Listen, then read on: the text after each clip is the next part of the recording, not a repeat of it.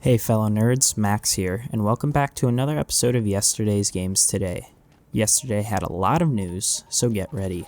Resident Evil 7's first and second DLC packs were announced the day that the damn game came out. The first pack, entitled Banned Footage Volume 1, will be releasing on PS4 on January 31st and February 22nd for everything else. The pack features 3 extra modes seemingly separate from the main game. It will be $9.99 in US dollars, or free for those who bought the Deluxe Edition or the Season Pass. The second DLC pack, entitled Banned Footage Volume 2, is very similar. It also brings in 3 new modes, and it is also free for those with the Deluxe Edition or Season Pass. It will be coming to the PS4 on February 14th, a great Valentine's Day gift for gamer couples, and then it's coming everywhere else a week later on February 21st. It will be a bit more expensive at $14.99, so the extra modes better be pretty great. I would wait for reviews on these ones if you aren't getting them for free. Developer Stoic has announced a Kickstarter campaign for the Banner Saga 3, the final game in a very highly regarded series. For those who don't know, the Banner Saga is a story-driven turn-based RPG focused in Viking culture. The cheapest pledge is $20, which will net you the game when it releases, as well as special access to backer forums and galleries. Kickstarter can be a little risky sometimes, but I would guess this is one of the safer projects to back. The first game was also a Kickstarter project, and it made so much money that they were able to fund the second game with it. As of this writing, the Banner Saga 3 has just under 84,000 pledged from 1,773 backers on its first day.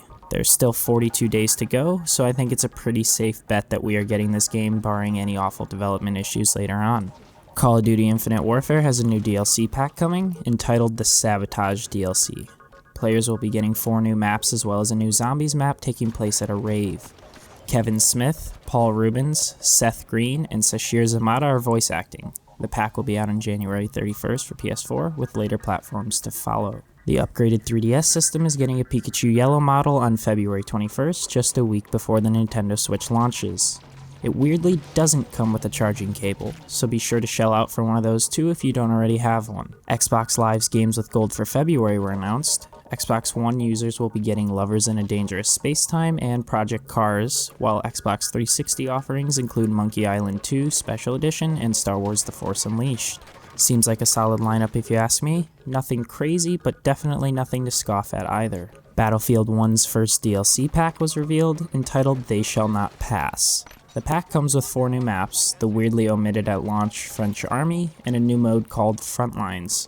This mode will see both teams fighting for one flag at a time. When a team captures the flag, they will have to push further into enemy lines to keep capturing more flags until they get to the enemy headquarters. Once there, the game turns into a rush-like mode of attack defense. 2 new tanks are also coming to the game. Last year, Disney closed Disney Infinity developer Avalanche Software in an attempt to license out its IPs rather than develop their own games. Yesterday, Warner Bros. Interactive announced that they are bringing that studio back.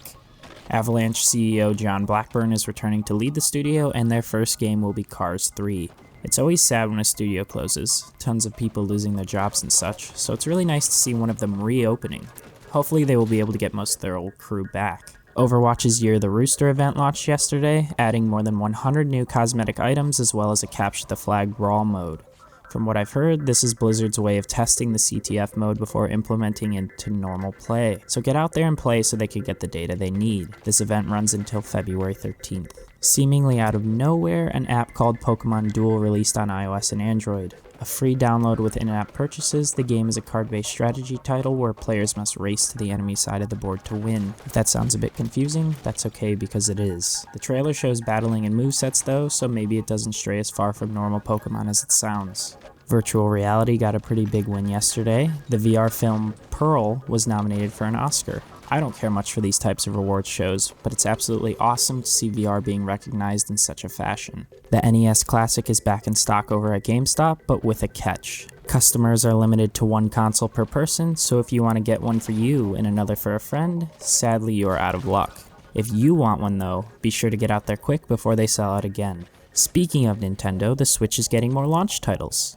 Developer of World of Goo, Tomorrow Corporation, is bringing that and 2 other games to the new system. Also coming along is Little Inferno and Human Resource Machine. Like I said the day before, it's nice to see the Switch getting more launch titles, but I wish that more of them were new experiences rather than ports. Bossa Studios, developer of Surgeon Simulator and I Am Bread, announced their new game called Deck Splash. If you remember the game Touch Grind back when the App Store was still new, you'll feel right at home with this new title. Deck Splash has players riding around a blank skateboard with direct control of its rotational axis, allowing for complete freedom in how the board moves. The game will be a 3v3 arcade multiplayer title and is now allowing for signups to its closed alpha. The link to the signup page will be in the description. More details leaked about Microsoft's Project Scorpio, reaffirming the 6 teraflops that we all love hearing about, among other information. I don't know too much about this kind of stuff, but I'm going to read the info off anyways. According to Digital Foundry, the Scorpio is getting a different RAM architecture than the regular Xbox One. It's getting 4 times the L2 cache, and like I mentioned, there is more evidence of a 6 teraflop GPU. All in all, the GPU supposedly has 4.5 times the power of the current Xbox One, and the goal is to allow games to render at 4K without also needing to scale up in lockstep with compute power. I'm not going to pretend to know what that means, so maybe someone in the comments can clarify. All I know is that the system better have some damn games on it, otherwise Xbox is going to be in a bad place. Deus Ex has news for the second day in a row. Yesterday, a free-to-play game by the name of Deus Ex Breach dropped on Steam. The game was originally released as part of Mankind Divided last year, but is now being released as a standalone. A non-interactive VR tour through some environments from the actual game also released for free. Those who signed up for the Injustice 2 online beta should start receiving code soon, starting yesterday. The beta can still be signed up for, but I'm not sure if there's a guaranteed entry. If you still haven't signed up, I'd get to it ASAP. Pokemon Bank, the service that allows players to transfer their creatures between games, went live in Sun and Moon yesterday.